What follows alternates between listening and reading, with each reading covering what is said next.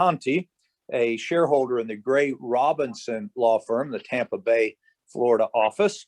Elizabeth has a national practice, her and her extraordinary team, and they focus on all aspects of food and beverage, and they've carved out a particular niche as well in the licensing area, particularly when it comes to large takeovers, mergers, etc. And there's multiple licenses at stake, whether it's the alcohol beverage licenses or the health licenses, etc., and things you need to think about. And she is going to open your eyes today to some serious challenges and pitfalls if you don't start way in advance. And if you haven't listened to her TED style talk, you are missing out in this space. And Elizabeth, welcome back. Thank you. Thank you. Yeah. And listen, I'd like to start out, if you don't mind, with a question that's kind of burning in me since your TED style talk. And it may be obvious, but I'm not sure. When cross-border transactions are occurring, because, more and more people, we just had this incredible talk about doing business in Canada. And a lot of these, the growth occurs in Mexico or Canada or South America. So do you just have to engage local counsel there, or is that something you guys have gotten so good at you can manage those processes as well? Sure. So over time, we've developed a network of counsel that we work with in our bordering countries, and others, Europe, Asia, et cetera, islands. We need to get involved with those folks when we have a real cross-border transaction, because the rules are very different, and we're not admitted in those places. The good news is, I will tell you that there are regulatory hurdles in terms of government approvals and such, but interestingly, the rules of the United States around alcohol and licensing tend to be much more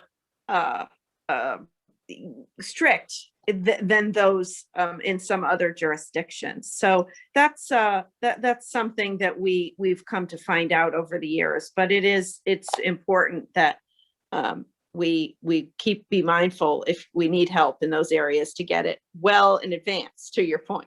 Well, my goodness, when I listened to your TED style talk and I thought about all the things that I didn't think about them, you prodded us to think about all of the things that could raise an issue or be challenging or present a hurdle. I was like, oh my gosh, you'd have to start, well, my feeling is being a professor, you'd have to start years out, but I'm sure you've tackled projects with much shorter time frames. Sure. So I can describe to you, the different ways of how that can work.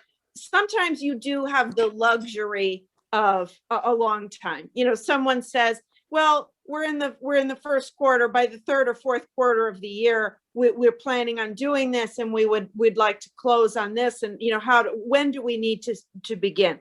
That's terrific if you get that, but we don't always get that. We get we get a call on Thanksgiving that says by the end of December we're going to have closed on, and we've got to do it because for tax purposes we have to have closed on all these locations, right? It can that gets quite dicey. One thing I'm not sure I mentioned in the TED talk is, you've really got to think about these are state and federal agencies that we deal with, and they're frequently closed for holidays. Right. So when you get into that November, December period, the number of working days really drops, and you need to put that in your calculus of when you are doing this. And because of what I mentioned, for tax purposes, many of these transactions do occur by the end of the year. Right. So that topic comes up for us quite a bit, navigating the holiday period between November and December. Well, and now that you raised that, and we were talking about cross-border, then you've got to consider the holidays in other countries. Yeah. Because yeah. I travel a lot, as you know, and some of these countries have a holiday every week. Right. Right. Now, bureaucracy is a real thing, and you have to know how to live with it, right?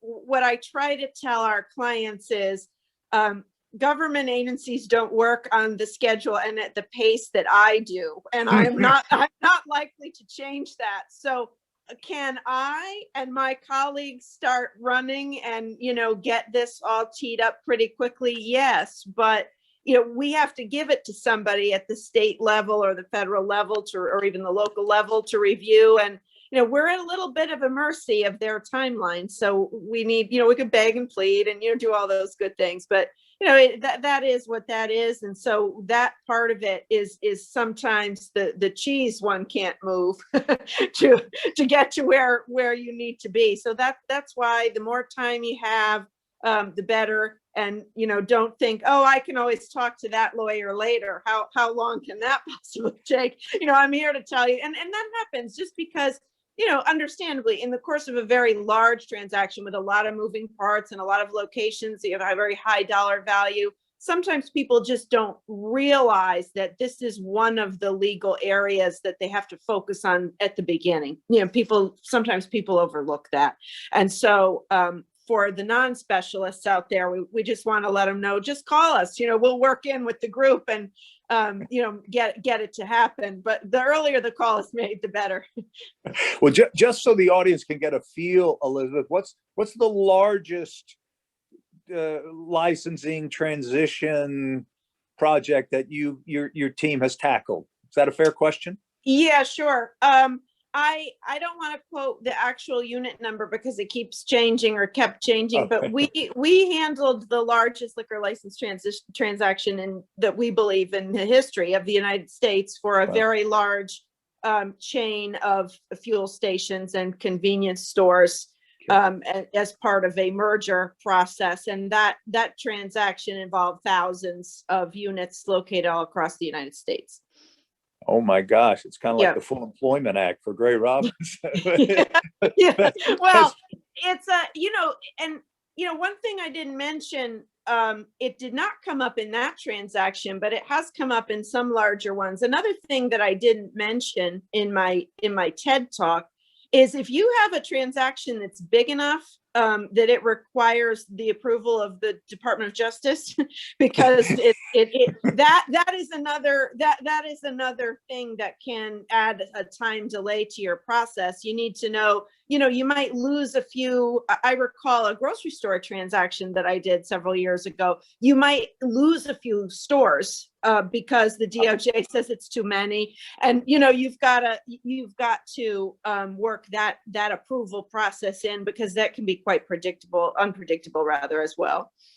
Yeah, staying on kind of the granular level for just a moment. I know we went for the how many, and now I want to get back down to what I thought was a tremendous tip that you gave everybody, is that if you're going to do this, you need to know where all of your officers are. Because you may need fingerprints, you need their background, you need information you might not, with all the privacy issues, you may not have access to that. And you have to have access because a lot of this is deadline driven. Is that a fair way to look? Yeah, absolutely. You have to have it. And of course, corporate executives don't enjoy giving their personal information to state agencies. So as a general rule of thumb, we will work hard to provide the minimum that is required. If you're already in business and you already have things on file, it may be that those things can be reused, and that's great if they're within a certain age. But otherwise, it is certainly inevitable in our business that financial disclosures and personal information disclosures are required. That we could have a whole separate talk on that goes all the way back to prohibition and making sure that what is being done is a bona fide alcohol business and not something else. And so there's a criminal background check and all of that good stuff. But yes, we have dealt with situations where I have, sent a portable notary to someone because they were in a remote location and I needed to get their fingerprints done and their documents executed. And it's a little bit of a puzzle sometimes putting that together. But again, if you think ahead and you think out of the box, you can get that stuff done. Sometimes we can just send someone something and they send it back. Wonderful, easy. But sometimes one has to take other measures, and certainly we've done that as well. Oh my gosh. Yeah, I'm sure you have some war stories Yeah. that make people's hair stand on end, I'm sure. Well, from your perspective, I think I'm sensing that the alcohol licensing transitions are the most challenging. Is that fair? Or do the health and food licenses or others create similar challenges? I think it is fair to a degree. So I would place the liquor license at the top of the pile because, of course, the others must pass muster in order for the alcohol license to work. Okay. So, for example, if you need a food license, because Stephen, in many jurisdictions, in order to sell spirits, in order to sell liquor, you must sell some proportion of food. That's the case in a lot of places. So if you're not ready with the food inspection or you don't pass it, you will not pass the liquor inspection either. So those things, one goes hand in hand with the other. If you think about a business which only sells food and no alcohol, depending on the type of business it is, the inspection there may be even more stringent. And you need to make sure, that all of the I's are dotted and T's are crossed. But they are, we tend to do them all together, although sometimes not in the same order. We're working on a very large project for a large chain right now, which did not sell alcohol previously and had, many existing functioning restaurants, and made the decision that they wanted to add. And we went from there. Stephen, let me check in with you on the time. I've got a battery flashing that I'll have to repair in just a second. Tell me, how am I doing on time? We're doing well. We've got about 15 minutes, but we can stop at any time because I know you have some personal challenges going on as well. So whenever we need to stop, we can stop. Okay. Yeah, no, I'm doing well. If you see a power down, you'll know I've run for a power cord. Okay, no, we're used to anything, so it's not quite as complicated as transitioning licenses, but we can adapt and manage. Good enough. Okay. Good enough. So let's start with the food licenses then. So what are some of the major challenges or some surprises that people have run into when we're trying to make these transitions, other than some of the logistical things we've talked about otherwise? Sure. One of the things that actually just happened in one instance the other day that surprises people is, believe it or not, there are some establishments that require you to have certain items on a menu or on a list of food that's for sale. So you've got to have certain things. So, for example, in some places, if all you want to do is sell a hot dog and a soda, it's not enough. That's not enough. And we need to see a few other things, and we need to see what is your equipment for creating these items. What is your sanitation equipment? I think that some people are surprised, even those in the business, at the degree of detail that those inspections go to. For example, the dishwasher must reach a certain temperature of water, of heat.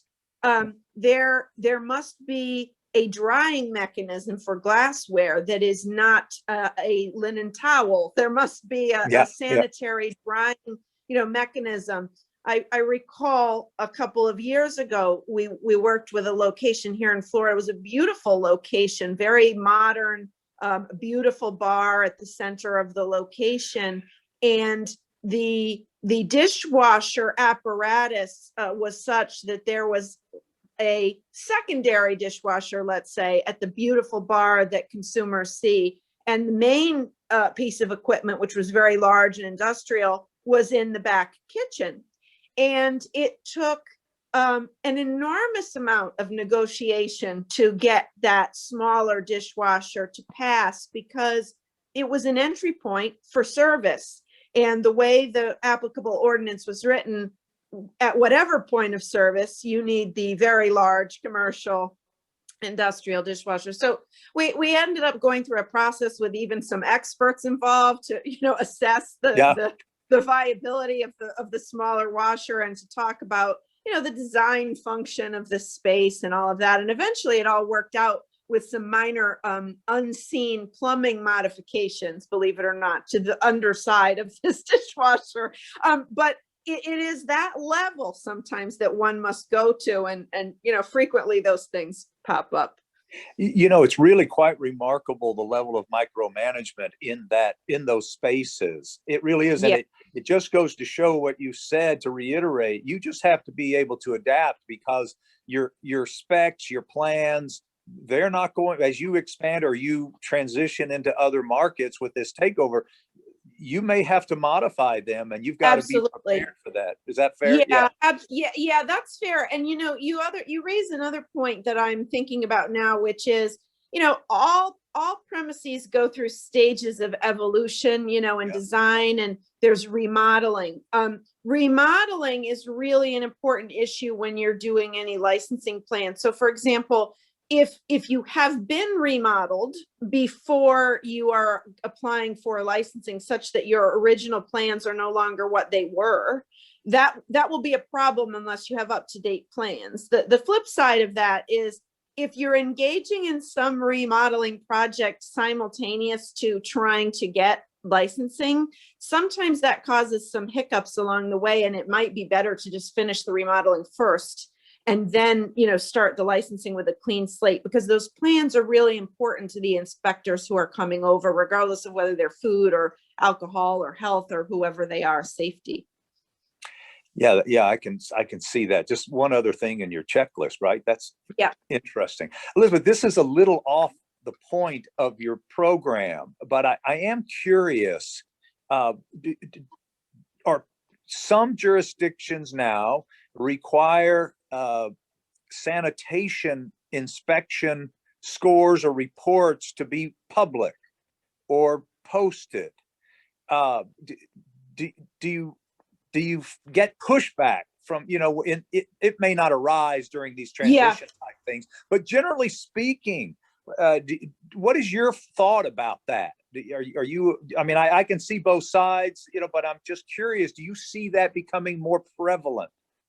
Yeah, it's interesting. One wonders, in the current environment of COVID and so much enhanced emphasis on sanitation and new cleaning practices and more frequent, wiping down menus and, all the extra things that people have put into practice now. One wonders if this will become even more prevalent. But to be honest with you, Stephen, I've never had a client object to that in a place where it's been required. I think most of them see it as a plus, and they know they have to do it right anyway. So I've never had anyone complain about that. I have had people complain about the related issue of, they thought that whatever the inspector said he or she found wasn't accurate. Yeah. And sometimes we've gone back and, questioned some of those things, just because if we think they're not accurate, we don't want them in the record. Because some of those records become cumulative for penalties, and we don't want it there. But I think for the most part, most operators are really focused on doing well on those inspections and want to. Yeah, there's some downside to that, but I think you're right. I think we're going to see it more and more, especially today. And hopefully, I think more and more people are paying better attention to the sanitation anyway because of COVID. We'll do that. Well, let's shift gears if you still have some battery. Sure. Okay. And let's talk about the alcohol licensing aspects the same way we did food. Again, there's some logistical issues, but what are some of the main challenges that you typically run into? It certainly has to be that every state has a different scheme. And then, of course, you have the 3-tier situation as well at the federal level. How in the world, and then all the marketing aspects that they used to be able to do in one state, they can't do in another. How do you manage that? What do you have, just like continuing education after these things? Tell us a little bit about that. Well, you're absolutely right. So every licensing process in every state is different. And so actually, the first thing one might do that I didn't really address, I don't think, in the deep dive, is that you need to look at what kind of transaction you have. Is it a stock transaction? Is it an asset purchase? If you're doing an acquisition, if you're doing licensing for an existing concern, this isn't relevant. But what you need to do will vary based on what kind of transaction it is, stock, asset, what have you. So you need to first do an analysis of what needs to be done. It's possible that you may just be making notifications to jurisdictions instead of doing full-blown license transfers or new applications. So that's the first thing. The second thing is to, we've been doing this for so long in so many different states that we now know, how this is done in each state. But it's important to stay on top of those changes because things change, regulations about licensing get changed from one administration to another. There are enforcement policies that administrators have the discretionary authority to put into place that change when the administrations change. So you need to stay on top of that.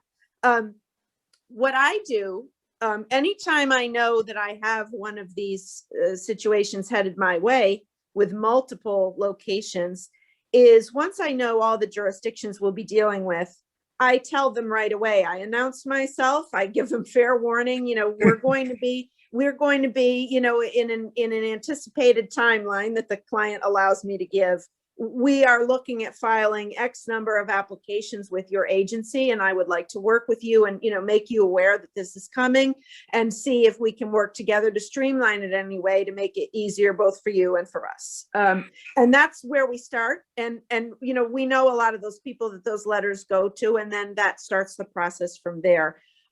One thing that I will mention, just as a quick aside, that many people don't know, and for people who've listened to my Tide House presentations, this may come as a shocker, but for licensing and registration purposes, restaurants and other retail licensees, even a gas station or a convenience store or a quick service is no different. They are retailers under federal law. And there is a retailer registration that one has to file with the TTB, even though, normally we think about the TTB and the Federal Alcohol Administration Act as being only for suppliers, talking about Tide House issues. And of course, those issues affect retailers too. But there is a retailer registration that you have to file with the TTB. So if you're going to become a retail licensee of alcoholic beverages, do bear in mind that that's a required filing as well as your state filings. A lot of people skip that step because they don't know it's there. Yeah, I must admit, I don't think I knew it was there. And a lot of people don't. I'm going to demonstrate it more ignorance. Help me, TTB. I'm familiar with. Sorry. The Federal Alcohol Agency, the federal agency of the federal government that regulates alcoholic beverages, is part of the Department of the Treasury. Okay. So the U.S. Department of the Treasury Tax and Trade Bureau, which is where we get the acronym TTB. Okay. And when I come to your meetings and I talk a lot about Tide House law, and the Federal Alcohol Administration Act, the TTB enforces the Federal Alcohol Administration Act, and it doesn't enforce it against retailers. State Tide House law applies against retailers, but the FAA Act applies against suppliers. So that is why it's very surprising to people to learn that as a retailer, they have to file a license registration with the TTB, but they do. So that is something that we will add to the list that we will do. Yeah, that's just really new to me, and because I've been familiar, of course, with. Well, how is that distinguished from the ATF then? Okay, so the ATF, the TTB is the successor agency to the ATF after 9/11. Okay. There was a restructuring in the federal government so that alcohol moved to Treasury, and now we no longer have firearms and alcohol governed by the same federal agency. That makes a lot of sense, actually. Yeah. Well, thanks for clarifying that. Just shows you how out of the loop I've been when it comes to alcohol, tobacco, and firearms. Well, you are not the only one. And, on television, when people watch television and they watch movies and, crime drama shows, you still see those ATF jackets. And I think the public still really associates ATF as it was.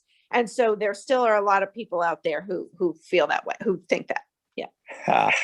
Elizabeth, this has been terrific. I want to be mindful of your battery and your circumstances, but let me, David has a funny, they still, thanks, Dave. That's right, they do, sadly. That will go down historically. But real quickly before we say goodbye to Elizabeth, does anybody have any questions for her? Well, if you didn't get a chance to look at that TED Talk, it's terrific. It's thorough. It's got great information. And of course, she added even more today. Elizabeth, as always, thank you very much. You're Thank you.